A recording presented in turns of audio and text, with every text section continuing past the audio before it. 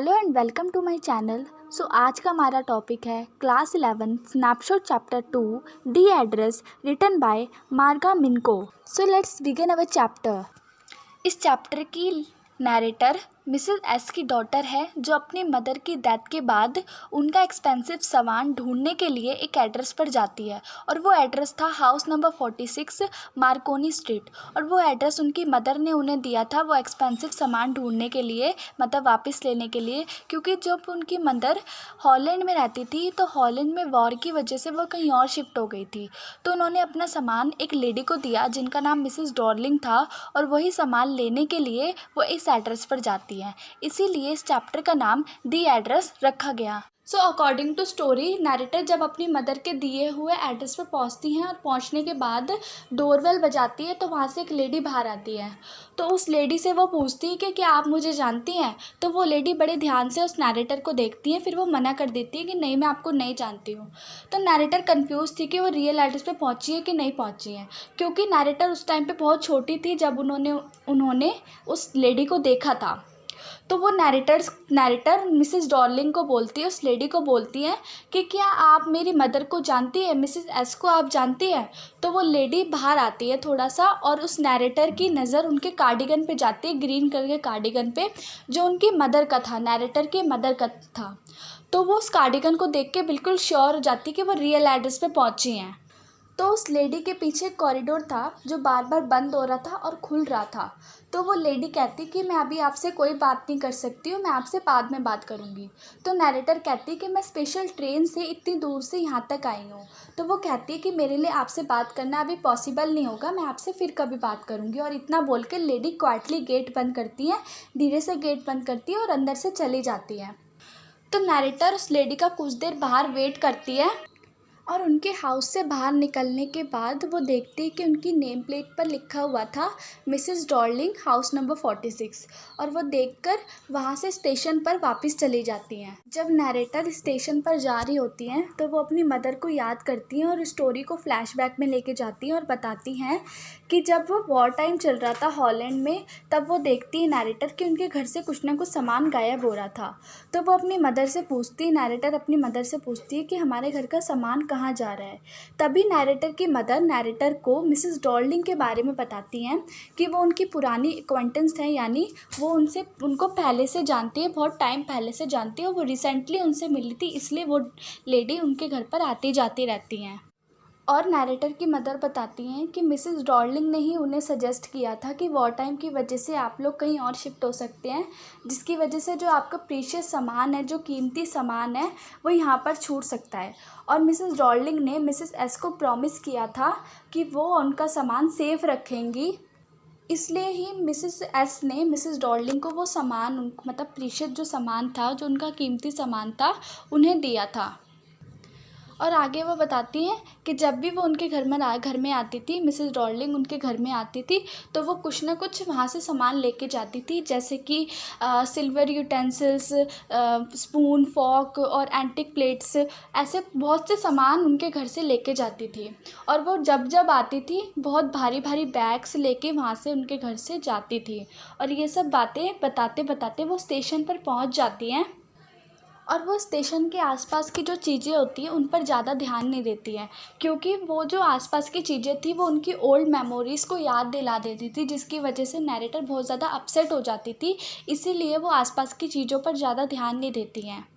अब नरेटर आगे अपनी पास्ट मेमोरीज़ को याद करते हुए बताती हैं कि उन्होंने सेकंड टाइम उस लेडी को ट्रेन में देखा था, और जिस दिन नरेटर की मदर ने नरेटर को मिसेस डॉर्लिंग के बारे में बताया था, उसके नेक्स्ट डे वो फिर से उनके घर पर आती हैं और वो उस दिन बहुत लेट उठती हैं। नरेटर उस दिन बहुत लेट उठती हैं और वो उठ के जब डाउन स्टेयर्स आती हैं, मतलब स्टेयर से नीचे आती हैं, तब वो देखती है कि उनकी मदर किसी लेडी से बात कर रही हैं जिसका बैक साइड ब्रॉड होता है। और जब वो स्टेयर से नीचे आती है तब उनकी मदर नरेटर को बुलाती है और तब वो फर्स्ट टाइम उस लेडी से उनका इंट्रोड्यूस करवाती है, उस लेडी को बताती है कि ये मेरी डॉटर है। और वो लेडी वेव करती है और भारी सा सूटकेस लेके वहाँ से चली जाती है। तब नरेटर अपनी मदर से पूछती है कि क्या वो बहुत ज़्यादा दूर रहती है जिसकी वजह से ये सामान, ये सूटकेस ले जाने में उनको दिक्कत हो। तभी नैरेटर की मदर नैरेटर को उनका एड्रेस बताती है, हाउस नंबर 46 मार्कोनी स्ट्रीट, और वो एड्रेस उन्हें वो याद रखने को कहती हैं।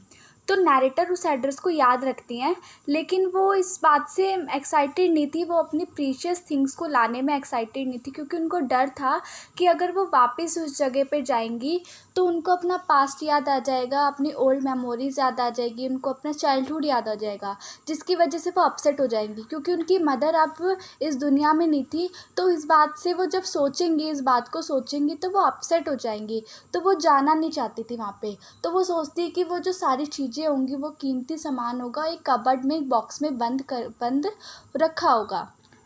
पर वो सोचती हैं कि अब वॉर टाइम ख़त्म हो गया है, सारी चीज़ें नॉर्मल हो गई हैं। इसी एग्ज़ाम्पल में वो कहती हैं कि अब सारी चीज़ें नॉर्मल हो गई हैं और वो आराम से अपने बेड पर सो सकती हैं।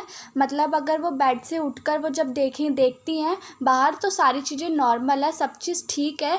तो वो अब क्यूरियस हो जाती है इस बात से, मतलब सोचने लगती हैं कि वो सारा प्रीशियस सामान जो है, वो थिंग्स जो, वो सारी चीज़ें हैं, क्या वो अभी वहाँ पर होंगी कि नहीं होगी। क्योंकि जब वो फर्स्ट टाइम मिसेस डॉर्लिंग के घर पे जाती है तो उनकी मुलाकात नहीं हो पाती उनसे। तो वो सोचती हैं कि अगर वो सेकंड टाइम वहाँ पर जाना चाहे, मतलब वो सेकंड टाइम उनसे वहाँ मिलने के लिए सोचती है, तो वो सेकंड ट्राई करती है कि उनसे दोबारा से उनसे मिला जाए। तो नैरेटर जब उस लेडी के घर पर जाती है और डोरबेल रिंग करती है, तो एक गर्ल जो 15 ईयर्स की थी वो डोर ओपन करती है। तो नैरेटर उस गर्ल से पूछती है कि क्या आपकी मदर घर पर है। तो नैरेटर को वो रिप्लाई देती है कि नहीं, उनकी मदर घर पर नहीं है, वो कुछ काम से बाहर गई हुई है। तो नैरेटर उस गर्ल से कहती है कि कोई बात नहीं, मैं उनका थोड़ी देर वेट कर लूँगी, और वो गर्ल उस नैरेटर को अंदर बुला लेती है। तो नैरेटर जब वो लिविंग रूम की तरफ जा रही होती है, क्योंकि वो गर्ल उन्हें लिविंग रूम की तरफ लेके जा रही होती है, तो वो अंदर पैसेज क्रॉस करती है जहाँ पर एक आयरन हैनुका रखा हुआ था। मतलब एक मिरर पर आयरन हैनुका रखा हुआ था, जिसे कैंडल होल्डर भी कहा जाता है। वो काफ़ी बड़ा था और मतलब उस पर काफ़ी ज़्यादा बहुत सारी कैंडल्स लगाई जाती है फेस्टिवल पर, जिसे हैनुका या कैंडल होल्डर भी कहा जाता है। और वो उसको देखकर कहती हैं कि वो इस कैंडल होल्डर को ना प्रेफर करके एक सिंगल कैंडल ही प्रेफर करते हैं। तो वो गर्ल जब उस नैरेटर को लिविंग रूम के पास लेके जाती है और डोर ओपन करती है लिविंग रूम का, तो नैरेटर लिविंग रूम को देख के शॉक्ड हो जाती हैं। अब वो शॉक्ड इसलिए हो जाती हैं क्योंकि इस रूम में जितना भी रखा हुआ सामान था, उस सामान को वो जानती थी, और वो सामान उनकी मदर का था। तो उस रूम का एटमॉस्फेयर उनको काफ़ी स्ट्रेंज लगता है, क्योंकि वो सामान जो रखा हुआ था वो टेस्टलेस वे में रखा हुआ था। उसके ऊपर काफ़ी अगली फर्नीचर रखे हुए थे, मतलब ख़राब से फर्नीचर रखे हुए थे, जिसको देखकर वो काफ़ी अनकम्फर्टेबल फील करती है। मतलब उनको अच्छा नहीं लगता वो सामान देखकर। तो तभी गर्ल उनको चेयर देती है, मतलब बैठने के लिए चेयर देती है वो लड़की उन्हें। तो वो एक वुडन टेबल के पास जाकर चेयर लगा के बैठ जाती है। तो वो देखती है जो वुडन टेबल होता है उस पर क्लॉथ जो होता है वो वूल का होता है, वो उनकी मदर का ही होता है। तो वो याद करती है कि कुछ सालों पहले उस क्लॉथ पर एक बर्न का साइन था, मतलब एक जले का निशान था। तो वो सोचती है कि वो निशान अभी भी होगा, क्योंकि किसी ने उसको रिपेयर नहीं किया होगा। तो नैरेटर जब उस क्लॉथ को हाथ लगाती हैं तो उनको काफ़ी वार्म फील होता है, क्योंकि वो क्लॉथ वूल का बना हुआ था। तो उस क्लॉथ के लाइन के पैटर्न के अकॉर्डिंग जब वो हाथ आगे बढ़ाती हैं तो वो देखती कि वो निशान अभी भी था, वो जले का निशान अभी भी था। तो वो उसको देखकर भी पूरी तरह से श्योर हो जाती कि वो क्लॉथ भी उनकी मदर का ही है। तो अब वो नैरेटर से वो गर्ल बोलती है कि थोड़ी देर बाद मेरी मदर आ जाएंगी, और वो उन्हें टी ऑफ़र करती है। तो जब वो टी बनाने के लिए पीछे मुड़ती है तो नैरेटर नोटिस करती है कि उस गर्ल का भी बैक साइड जो था वो ब्रॉड था, उसकी मदर की तरह, यानी मिसेस डॉर्लिंग की तरह उसका भी बैक साइड ब्रॉड था।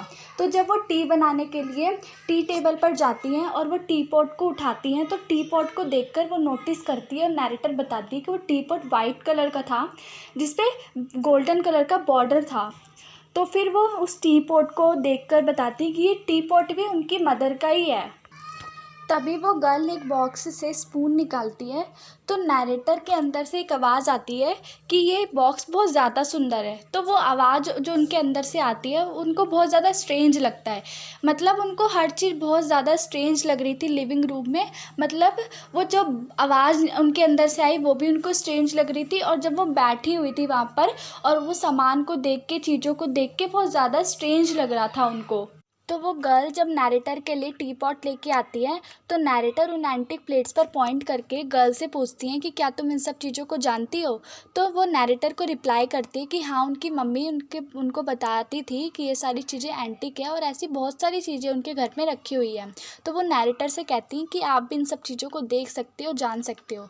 तो नैरेटर अपने मन में सोचती है कि इन सब चीज़ों की उनको जानने की ज़रूरत नहीं है, क्योंकि वो इन सब चीज़ों का पहले से यूज़ कर चुकी हैं, पहले से उन चीज़ों को जान चुकी हैं।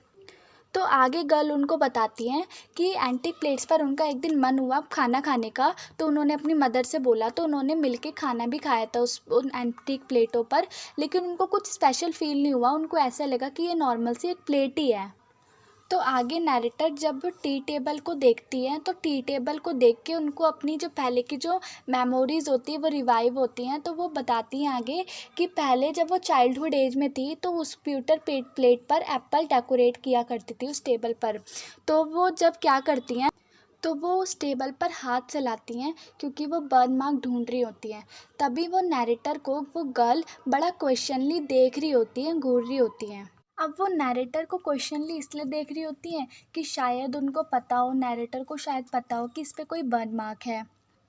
तो नैरेटर उस गर्ल से बोलती है कि तुम इन सब चीज़ों पर ध्यान नहीं देते होगे ज़्यादा, इन सब चीज़ों पर नोटिस नहीं करते होगे, क्योंकि ये सब चीज़ें तुम्हारे घर में परमानेंटली लगी हुई हैं, तो इन सब चीज़ों पर तुम ध्यान नहीं देते होगे। तो वो नैरेटर अंदर से, मतलब उनके अंदर से आवाज़ आती है कि हम सब किसी चीज़ पर नोटिस तब करते हैं जब कोई चीज़ हमारी खो जाती है, डैमेज हो जाती है, और वो उनकी अननेचुरल साउंड होती है। उनको ऐसा लगता है कि वो भी उनके अंदर से उनकी एक आवाज़ आई है। तो आगे नैरेटर स्टोरी में बताती हैं कि एक दिन उनकी मम्मी उनसे सिल्वर पॉलिश करने की हेल्प मांगती है, मतलब मेरे साथ सिल्वर पॉलिश करो, ऐसा बोलती हैं।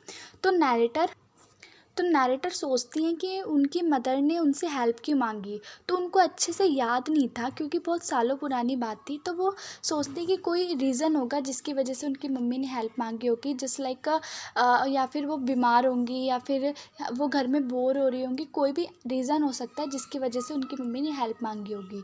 तो आगे नैरेटर बताती हैं कि जब वो अपनी मम्मी से पूछती हैं, नैरेटर अपनी मदर से पूछती हैं कि वो किस सिल्वर चीज़ों को पॉलिश करने को बोल रही हैं, तो नैरेटर की मदर रिप्लाई करती हैं, बताती हैं उन्हें कि वही सारी चीज़ें जिनका हम खाने में यूज़ करते हैं, just like a forks, spoon और नाइफ़।